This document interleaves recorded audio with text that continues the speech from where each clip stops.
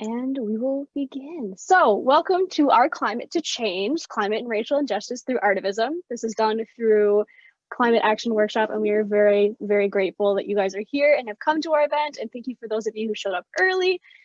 So how this is going to work is that we do have multiple wonderful, talented artists who have lended their artists expertise and artivism to this event. So we will do that in breakout rooms. Betsy will be in charge of placing people in breakout rooms. There's nothing we need from you guys. You can stay in the breakout room because we're just going to total the artist just to make it easier. So we're not pulling you in and out of rooms as well. Just remain in your rooms. There's no need to move. Overall, I will do a land acknowledgement as well before I pass it over to Sal for some more information. So for this land acknowledgement, if you haven't heard this before, we do this at CSBSJU to acknowledge the land we gather on today as the original homeland of Dakota and Anishinaabe peoples. We honor and respect the Indigenous peoples who were forcibly removed from and who are still connected to this territory. There are over 20 Native and Indigenous students at our schools from different nations, and St. Ben's Monastery and St. John's Abbeys used to operate boarding schools for Native children. So now students, faculty, and staff are working to repair relationships with our Native Nations neighbors. There are well over 35,000 Indigenous people living in the Twin Cities metro area, including a diversity of nations. Centuries of genocide and forced assimilation have created a range of challenges for Indigenous peoples. We open up this event as a space to discuss ways in which we can support Indigenous people in our area and enact a reparations framework, a framework that works to return land to Native people. So thank you guys for coming. I'm going to pass it over to Sal. Thank you. I just want to welcome out everyone and thank you all for being here with us. And I'm really happy to see so many faces, especially during such a difficult time. I hope that everyone finds tonight to be as enriching and enlightening as we have planned. And as you all may understand, artivism is a combination of art and activism. It's kind of, I guess, the word itself kind of gives the definition. And with climate and racial justice in mind, we can see how they intersect. And climate change is predicted to have catastrophic effects on the world. However, those who are expected to face the most consequences and already are facing adverse climate effects are typically BIPOC communities, as well as low-income and marginalized communities. And so artivism is a powerful art form that has been used in groundbreaking activism and demands for change. And I would like to thank all of our artists and share my gratitude for your time and passion. Your creativity is what will shape this world, and I look forward to living through such a transitional time. May your work be the history that future generations will praise. And I also have some examples that I would like to demonstrate just for reference of tonight. I'm going to go ahead and share my screen. So I just compiled hold on, I'm sorry, excuse me. It's this one. So here are just some quick examples. I can only collect 3 of them for this Word doc for the sake of time as well. But here are just some common examples that they're kind of recurring themes in artivism right now. So I guess just if anyone would like to see this, I'm more than welcome to share it as well, and also share the links and resources for you guys to find these, because they are on a global scale. As you can see, like this one's in Argentina, and it's very popular in other areas of the world, in Latin America in particular. So thank you. I'll just go ahead and hand the floor to you guys.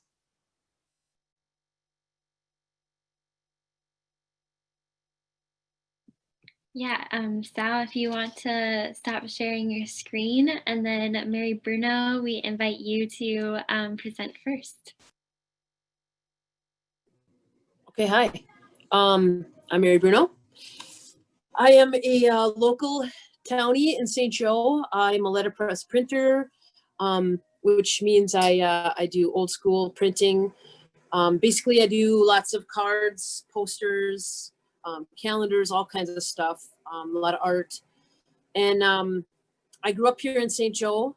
I inherited my dad's print shop and made it kind of the business I've lived off for the last 15 years. I've been getting more and more involved with the college. I have been for, about 15 years with teachers like Rachel Mellis, who might be on right now.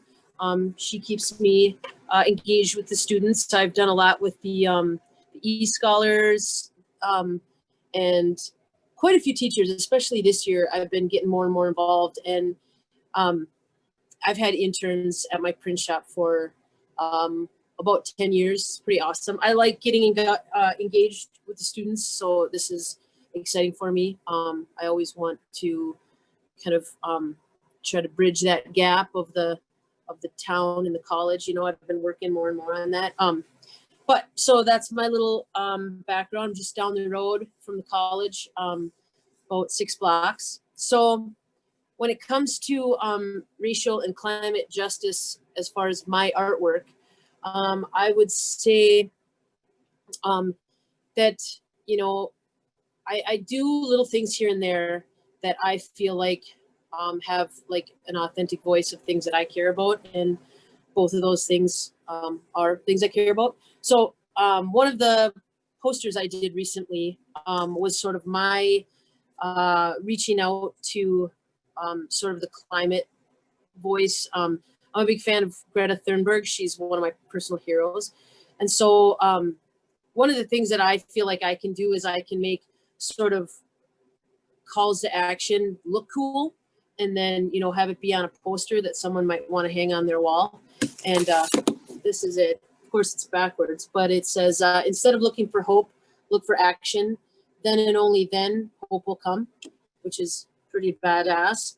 But so, you know, printing quotes is not something I invented, obviously, but like trying to be a little bit intentional about what that message is, you know, maybe not every single time, but as often as I can, I think is important. And I think it like kind of gets those voices out there and makes it something cool for people to hang on their walls and display and give as gifts and yada yada. So so that was one thing. Then recently, this was actually over the summer, after the George Floyd murder, I wanted to do something a little different as far as like Black Lives Matter in what I do. I didn't just want to print another Black Lives Matter poster, you know, not that there's anything wrong with that, but I wanted to do something a little more authentic to me. So I had reached out to some powerful women of color that I had met in the metro area. This woman, Dara Beavis, and this other woman, Valerie Deuce, they're both writers. One's a poet and an educator, and one's a publisher and a writer. And basically what I did was I went on a limb and I just sent them a message on Facebook and was like, you know, I don't have the words right now. I don't know what the F to say. I feel like paralyzed with what, you know, I can and can't do. But I have a printing press and I have type and I'm a good designer. And, you know, what I would like to do is to be able to like offer you in particular a platform because you have the words and I don't. And they were stoked and it was kind of beautiful. And so we decided to sort of collaborate. This says, wisdom is knowledge put into practice. And that's a quote by Valerie. Basically, in a nutshell, us guys are going to sort of start these this series of collaborations between us where we can get the word out. You know, we called it Words from the Revolution. We just want to sort of get women, especially women of color and young women involved in this. And we plan on, you know, we sort of took a break here because it's the holidays and stuff, but we're going to come back again in January. And those are the two main things that I've been working on. Right at 5 minutes. Ooh, ooh. Thank you so much. That was amazing. Sure, would you like to go next? Yes. Hello, everyone. My name is Jack. You can call me Peeps. I am a SJU senior, environmental studies major, and I've been an artivist for a little over a year now. I kind of specialize in dance. So I performed last year at the campus global climate strike. That's kind of where I made my little debut. But yeah, I'm going to show you. I'm going to actually pull something up. But I will be citing a piece of poetry I wrote that is parallel with a video created by Regan, who's also in the Zoom call, that is combining nature and a hanging red silk apparatus They are two different environments, yet they invoke the same emotion that I think is like natural relativity and peace of mind. Two things to feel more connected to your identity and others. So I'm going to share my screen. Am I able to share my screen, Charlie? Okay.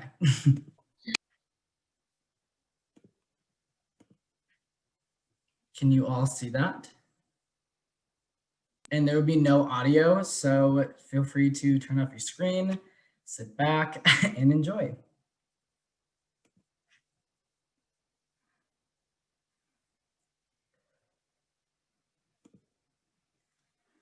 Take a breath.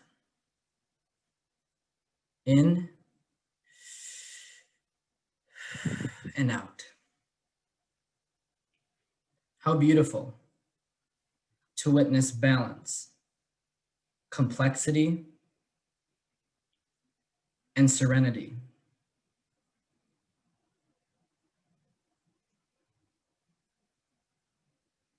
Take a breath.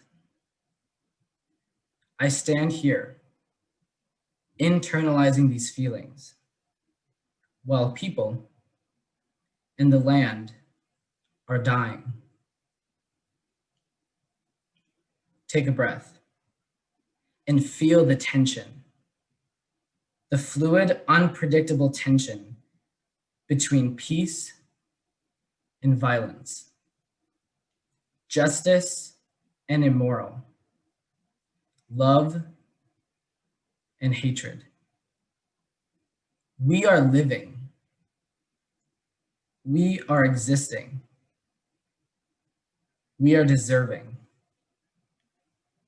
We have a moral obligation to improve our existential reality. Take a breath. When I was up there and looked over the land, I felt tranquility. The land is our sanctuary, and we are their disciples. Look up. See, the world is changing. Normalize novelty. Utilize tension to create and aspire. Do you want to stay still while the world keeps turning? Smile. Take a breath.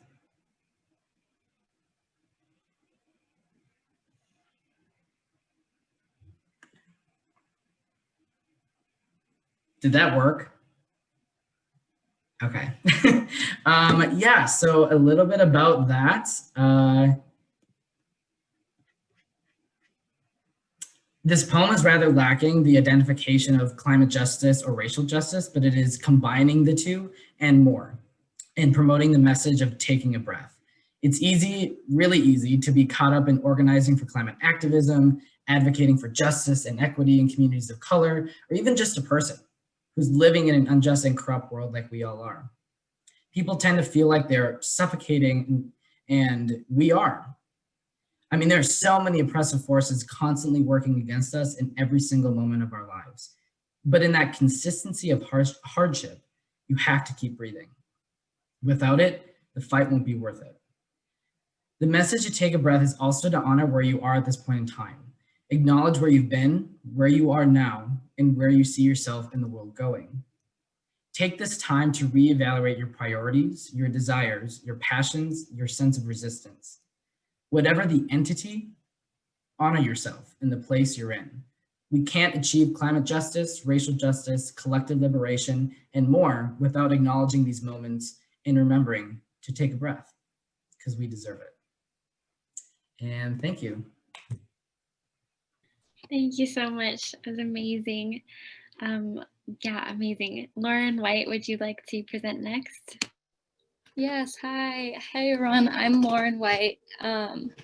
Yeah, so I graduated from College of St. Benedict earlier this spring in May. So I graduated with the individualized art and psychology major. I just thought like art for me has a really therapeutic kind of background, and then I wanted to be able to kind of spread that to other people.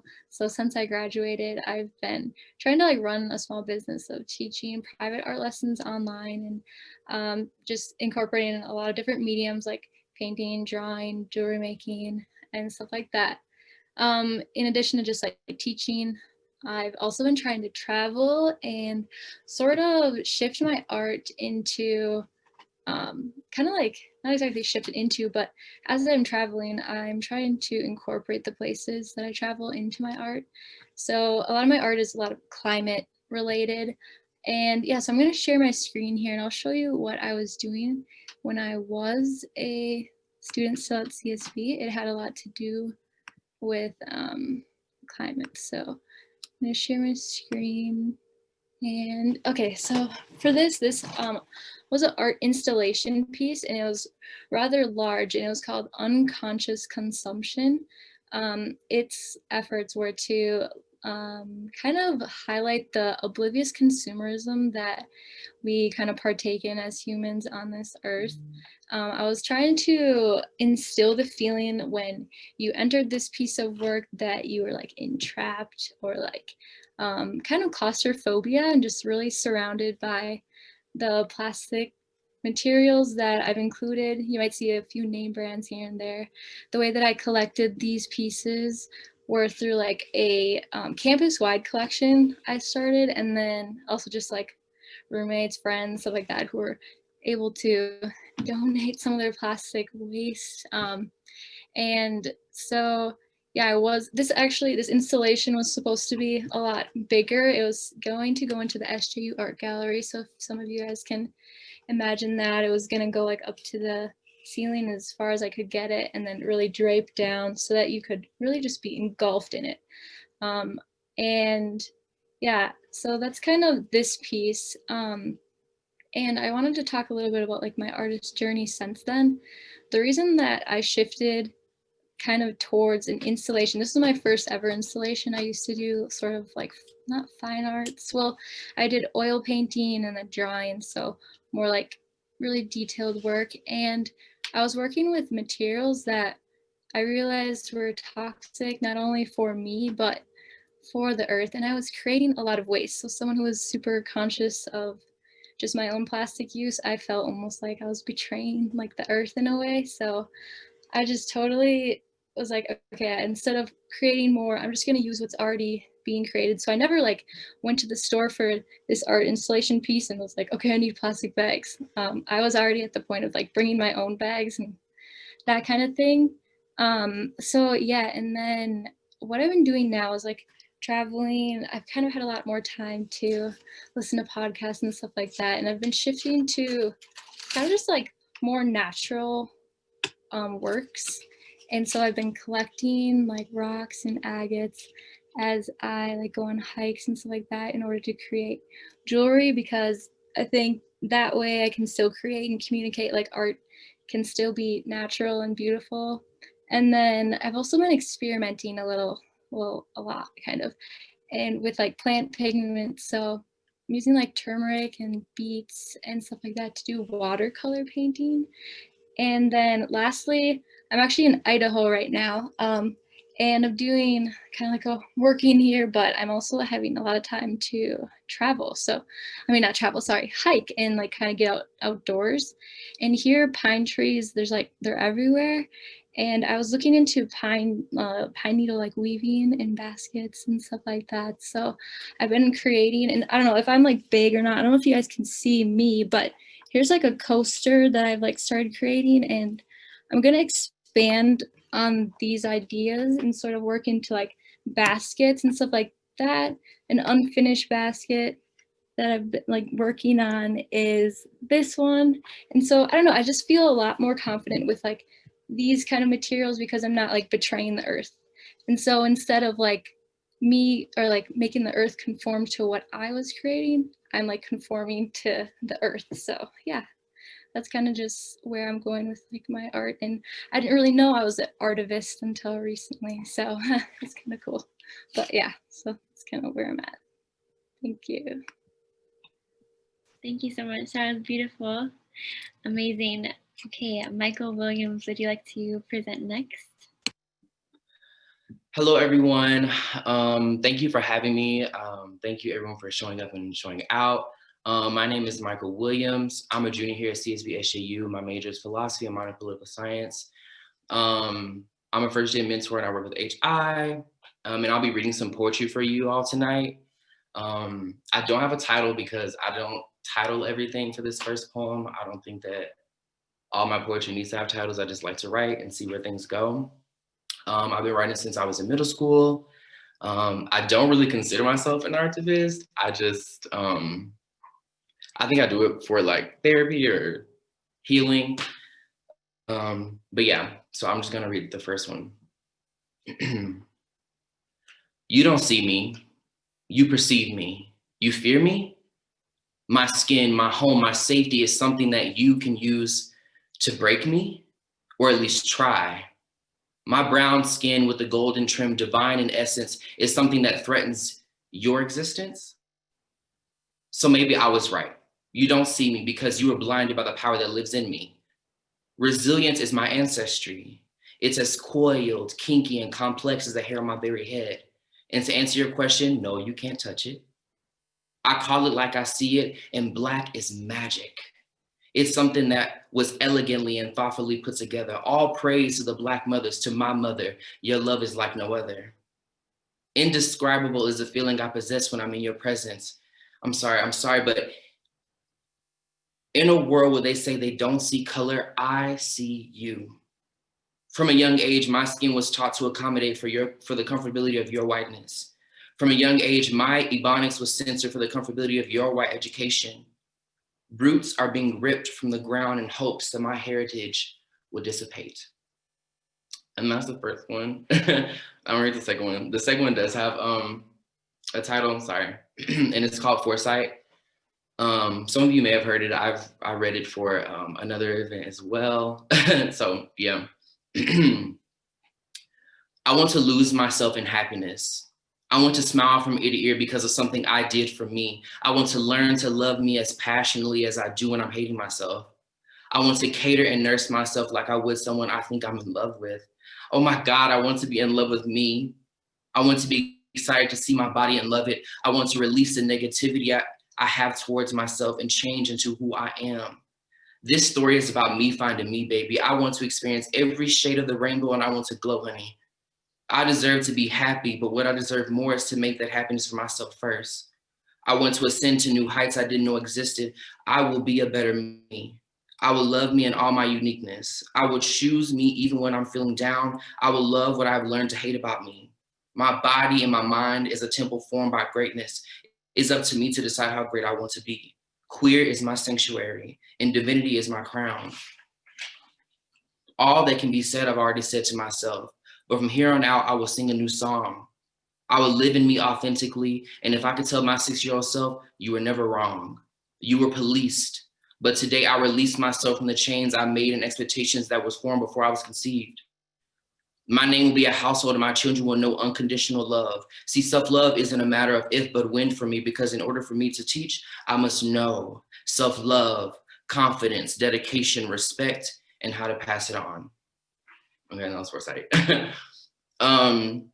So like what kind of inspired those two things, thank you, was just like, I don't know, like I just kind of just like feel and get in the moment and see where like my thoughts take me. A lot of times I feel like I can take like a good, like a breath of fresh air when I get through writing. And I think that's super important. I think what also drove this was because I feel like a part of being a Black person, especially a Black queer person, is having self-love and knowing that within that's revolutionary within itself.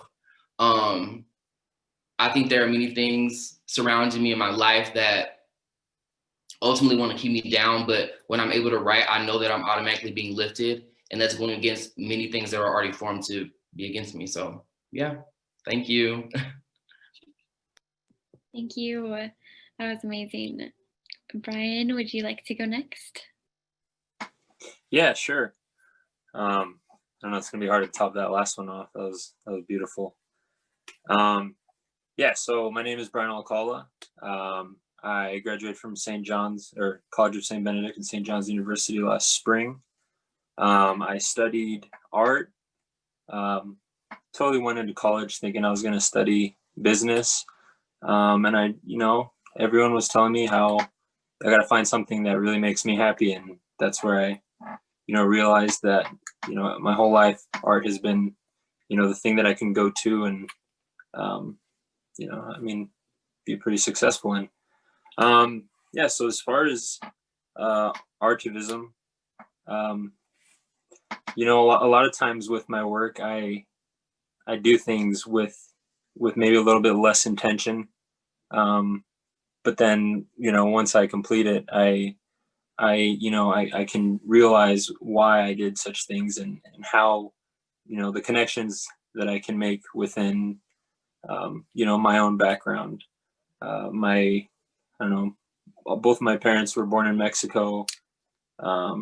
My grandparents worked in farms in California during Cesar Chavez and that whole revolution. And so a lot of the work that I was working on towards my later years at St. Ben's and St. John's was work that included both backgrounds.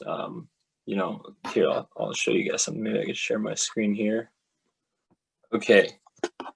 Yeah, so I got some pieces here where I included both, the centerpieces, pieces that I found out at St. John's in the Arboretum.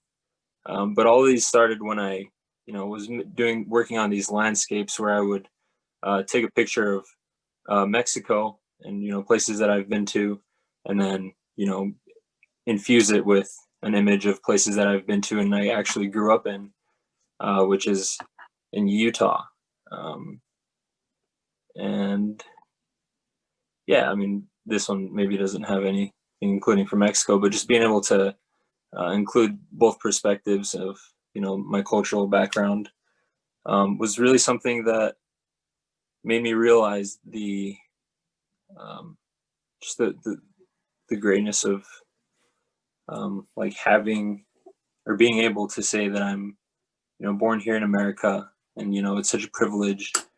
Whereas, I don't know where I was getting with that, but so just with these pieces, I was working on, introducing both things that I am seeing or have experienced and, tried myself here in America with a background of things that, my parents grew up knowing.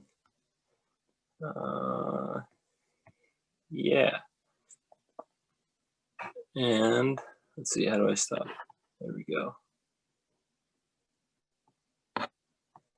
Okay. Yeah. So for now, my art is just, I started working on a larger scale with murals and stuff like that. And, with all the current social justice issues, I'm really trying to work on maybe doing some larger murals out in public just to, just keeping people talking about these things. Yeah. Awesome. Thank you so much. Amazing. And Gabby, would you like to go? Okay, hi everyone. Some of you guys might recognize me because I went to CSB my first semester, but now I go to Columbia College Chicago, which is an art school. So this summer in Madison, Wisconsin, after the Black Lives Matter protests and riots, a lot of our businesses in Madison got broken into. So the art museum asked people of color artists to come out and paint murals. Some of you guys can't tell, but I am POC, but I'm white passing. And if you don't know what that term means, it means that I'm perceived as white, but I'm actually biracial. I'm Black and white.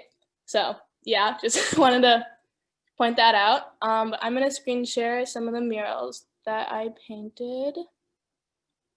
Let's see. Oh my goodness. I think I can. Okay. So this one I did for a like fashion store. So we worked with a lot of the businesses on what they wanted, as well as incorporating kind of like what we wanted in the message. So she liked fashion, so we did like the peace and love. Lady kind of made it fun and hopeful. On the side, it says, on the left side, it says, I think, justice for George. And then on the right, it says, we are in this together, with the image of the world with darker hands. There's a close up on that one. And I did it with some other POC artists as well. And then we did this one for a game store.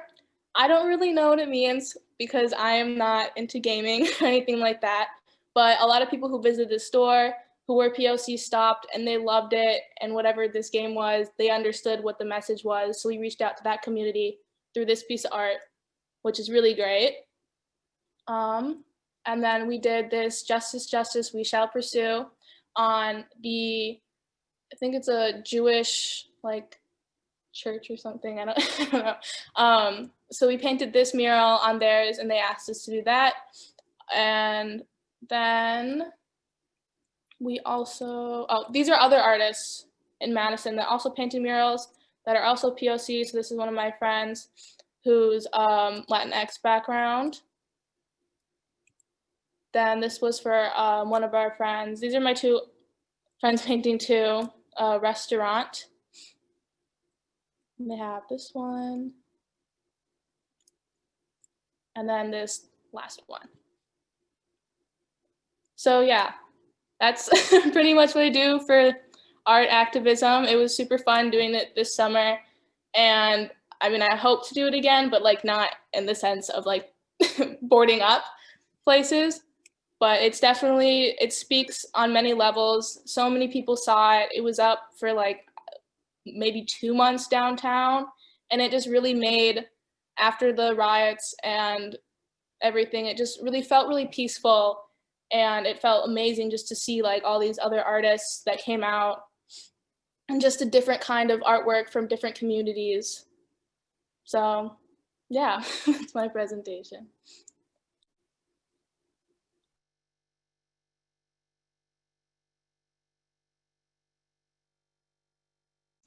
Okay, I believe now the agenda is we're going to go into our breakout rooms, and because Betsy has been doing such fabulous captioning, I've made the breakout rooms for us. And so the plan is to have 3 breakout rooms. They'll be 10 minutes each, and the artists and a discussion leader will rotate into each of these breakout rooms. So I'll go ahead and invite everyone to those rooms, and when 10 minutes is up, I will move those artists over. So if the discussion leaders and members of Climate Action Workshop can keep an eye on time so that no one gets cut off when I switch them, that would be great. And thank you for all the presentations so far.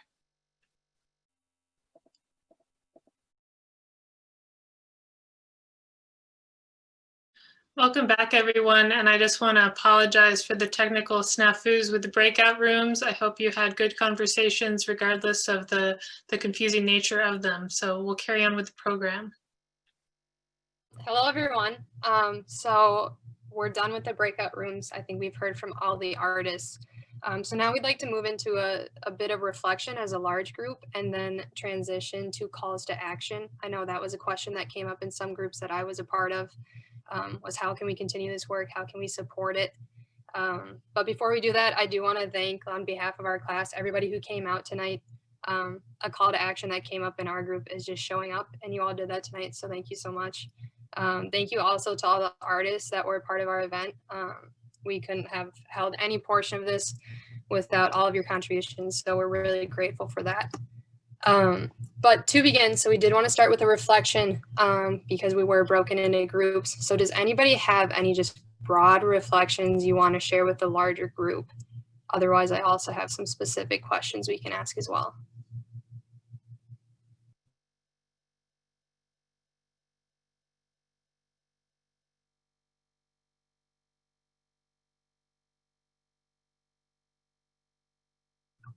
Okay, I'll ask a question. I actually have one thing, Regan, really quickly. Oh, yeah. And it came up in one of the breakout rooms, but I have the same people usually, so I have to repeat myself again. But you can all be artivists. Like the 6 people tonight are not like the only artivist that exists in the world. More and more grow every day, and like you can start today. You can do anything that you think of. But like the foundation of artivism is invoking that feeling that you feel, right? Like you want the people to feel what you're feeling. You want the social movements to grow. You want collective liberation and change, and you have to like express that to make people feel that is like the core of it. So, but please do it. Please do artivism. It is so much fun to imagine and create and just go in so many different avenues. So yeah, that's my thing. Thank you for that, Peeps. I definitely echo it. I know Mary Bruno, in our small group, you spoke a little bit as a response to people who say that they aren't artistic. Could you re-emphasize that of your response to people who, you know, claim they cannot participate in art?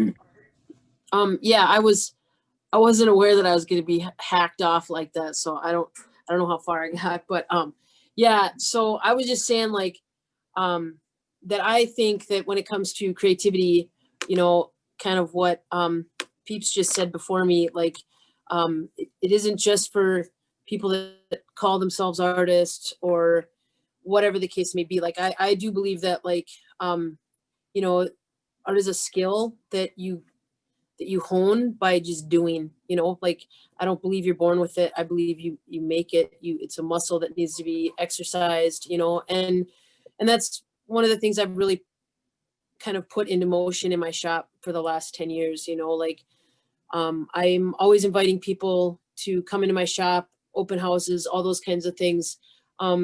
Because I'm not, you know, I'm not doing rocket surgery over here in my print shop, you know, I'm just putting ink on paper. And yes, I've learned some skills over the last 20 years, but it's also about sharing that information and inspiring other people and getting people, you know, to make stuff and to have the confidence to do their own thing, yada, yada. You know, I mean, there's room for everybody. So I think like, as far as that creative thing, I think it's a little bit of a cop-out when people say, you know, they're not, or I'm not creative. I honestly believe that we all are. And, you know, it just sometimes takes looking around at what other people are doing and getting involved and asking to learn or to, you know, blah, blah, blah. So I really believe that. And I've really put that to the test. I have workshops with, you know, people in their 80s and kids that are 6, you know, it doesn't matter. And everybody can do it and have a good time. And if there's a message, all the better. So that's what I say. That's really great. Thank you. I think that transitions really well into kind of our last portion of the event, which we'll attempt to keep brief because I know it's the last week of the mod and everybody's very busy. But we do want to leave you with some like concrete recommendations of how to continue work in environmental justice and racial justice and intersectionality and artivism and all of these broad topics that we introduced tonight. So Tristan, if you could drop into the chat the Google's form, there'll be a link in the chat to a form. We've compiled some resources. As a class, we kind of bracket them into education and then advocating. So if you would put your email and fill out that form, we will send you all those resources once the event wraps up. But yeah, the education is just really great resources about that intersection of environmental justice and racial justice. And then the calls to action talk about supporting those two things. And then also, like Mary said, how to engage in artivism and how to support artivists and their work, even outside of racial justice and environmental justice. Another really specific call to action that we'd like to leave you with as we do attend a school in Minnesota has to do with line 3. So I'm going to call on Melissa to speak a bit more about how we can all be activists towards line 3 in Minnesota. Hi, I'm Melissa and I use she, her pronouns, and line 3 is a oil pipeline that is proposed to go through part of northern Minnesota. But the specific type of oil that it carries is called tar sands, which is some of the most carbon intensive and corrosive oil on the planet. It's a really disgusting substance, and most people don't even know that it's proposed to go through Minnesota. And the reality is it has been proposed since 2014, and it was supposed to go into place in 2018, but we are now here in 2020, and it is still not built or running. However, just last Thursday, there were some water permits that were approved that makes it a lot more feasible for the oil company than to start pre-construction on this pipeline. So it's super imperative that we have our voices be heard, that we do not want a massive oil pipeline going through Minnesota. So some really quick thoughts that I just have is using your voice to call legislators. If we call Attorney General Keith Ellison, he is the one who can get a stay on construction, meaning that we do not, through the winter season, especially with a pandemic, that pre-construction should not start until some of the lawsuits that in the spring should be passed. And then calling Governor Walz as well to say that we don't want 4,000 transient workers coming to northern Minnesota in a pandemic, especially as he's supposed to be super COVID conscious right now, to build a pipeline. And then as well, there are some really great pledges of resistance that will keep you plugged into actions that are happening right now, or things that you can do remotely as well to stop the pipeline. And I can send resources, and Regan said she would send resources as well. So we'll just get you linked up and it will be great. But the last thing that I will just say is that, like I said, most people don't even recognize that the pipeline is like for sure proposed, 100% going, especially now that we're in a really crucial time. So sharing out on media, having conversations about it, doing all of these things. I always say this, but it's like if this pipeline was proposed to go through Wayzata, Edina, and Eden Prairie in 2014, there's no way it would have been on the table for the last 6 years. But here we are, because it's proposed to go through 3 native territories instead and is way up north. So that is not what we stand for in 2020, especially as students. So we want to talk about it and share out about it. And I'll put my email in the chat as well if anybody wants more information directly.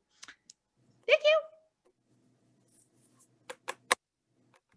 That's great. Thank you so much, Mel.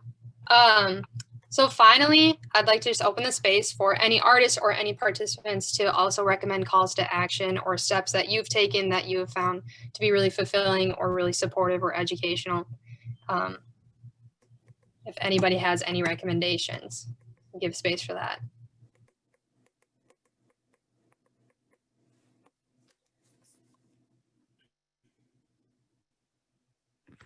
I guess I'll go. Specifically, like considering the atmosphere of this campus, we talked about it a little bit in our breakout room, but I guess one challenge I have to all y'all is just like come into your own self first before trying to encounter others. And what I mean by that is if we understand justice as coming into our whole self, coming into like our full like reality and interacting with the community as such from that standpoint, it's important to recognize who you are first as an individual, specifically considering racial justice. For all my white people out there, like much love to y'all, but recognize like what whiteness is as a race, like a socially constructed idea to perpetuate the to ensure the perpetual subjugation of an entire people, right? Whiteness is a socially constructed idea. It's not your ethnicity, it's not who you are, it's an idea that's been socially constructed. So if you understand it from that point, it's like, okay, now we can work towards justice because we know what the problem is. But if you don't understand what the problem is, you're gonna hold so tightly to whiteness, and that's not gonna even allow you to come anywhere close to the justice that we're seeking. Same thing with climate justice. If you understand that the main reason why our planet is jacked up is because of human interaction and bad human interaction, okay, now we can get somewhere. Because now we can start understanding that these are relational issues. There's social justice issue, yes, and social justice connotes some kind of relational aspect to it. So by coming into yourself, before you even do a Google search, before you even start asking your people in your BIPOC community, hey, can you teach me this? Can you do this? Step back, say, okay, who am I as a person? What's my ethnicity? What's my identity? How does that inform how I show up in the world today?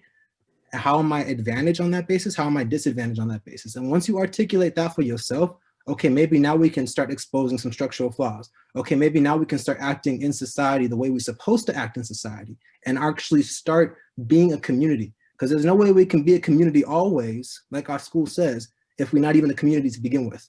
Okay, so come into yourself, be yourself. I know it's hard. I know it's definitely hard, and I'm still struggling with myself. But the more we can start doing it that way, the more progress we can actually start to get. And to jump right off of that, first of all, perfectly said. I agree 110%. And to go off that is just saying that Black people, BIPOC people, marginalized people, take some time for yourself as well and realize you don't have to do all the work. It is not your time to have to stretch yourself so thin, being that you've been stretched so thin for your entire life. It's not, this is okay to look at white people and say, this is a fight that I need you to fight too, because it can't just be me, because we've been fighting that for our entire life, and that's not going to happen. We can't do it by ourselves. So recognizing that is just so important. So to emphasize that point, Joe, is just do that. White people, call on your other white friends. Just look at each other and say, that's not right. And I know that that's a hard thing, but every single day we have to either sit in silence and get ridiculed as a BIPOC. You can't see my camera right now, but as a BIPOC person, every single day I have to stand up for myself. So I think it's about time that someone else starts standing up too, because I don't get to hear every single conversation that you have. So Black people, take care of yourself. BIPOC people, say, I don't have time for this right now, and that's okay. You can say no, because right now we've been living in a yes world, in a white man's world, and that is okay to say no. I don't feel like educating you today. You need to look it up for yourself, because this is the time that I have for myself. I already know this shit. Excuse me, I'm so sorry. I already know this stuff, so you need to do this work for yourself. I will be there to push you up when you are ready to take that journey with me, and I will take that journey with you, but I will not be the first person that's going to have to push you over the edge, because you got to want to, because I want you to, so you got to want to. I just want to come in and say, Joe and Sade just made you feel something. Take that feeling and go with it. Like, I didn't just pull my dance and poem out of my ass. Sorry. I didn't just pull it from out of nowhere. Take that feeling, that fire you feel, that headache, that sort of suffocation, and go with it. And that is going to move you. It's going to bring you so foundationally to your core and to others. Like, that's artivism. Yeah.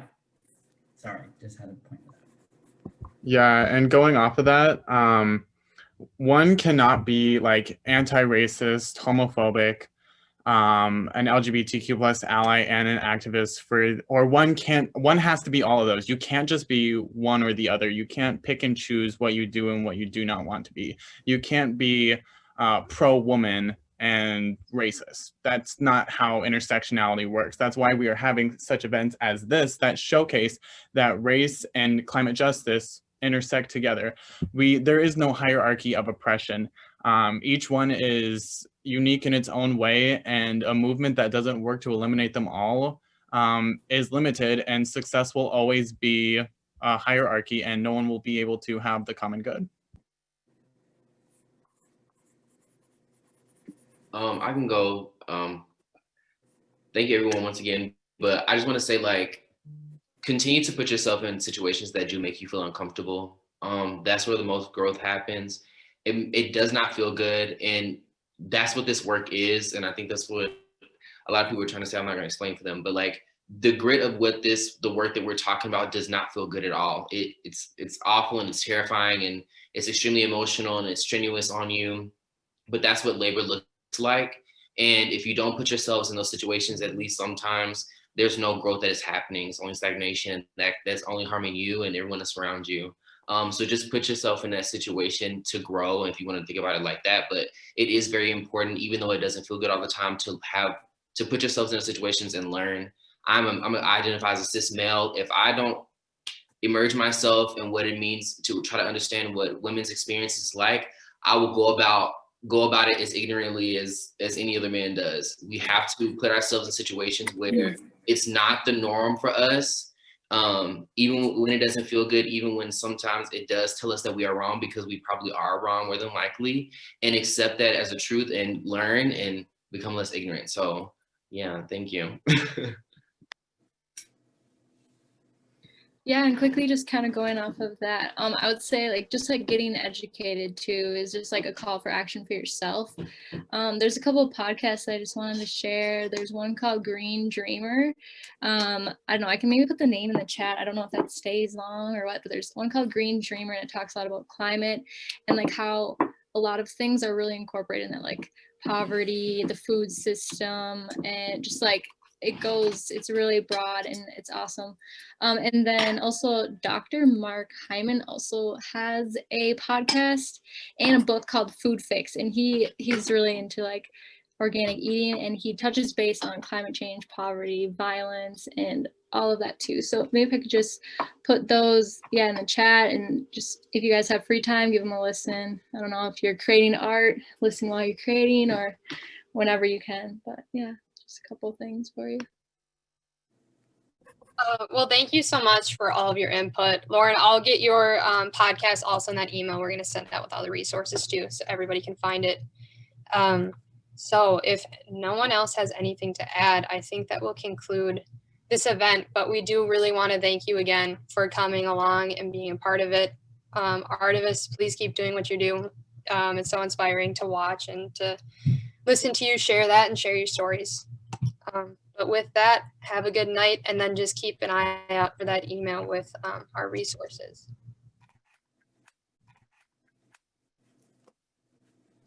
Thank you all so much for coming. It was great to see your faces. Thank you. Thank you. I love all of you. Thank you so much. Bye. Thank you. Thank you.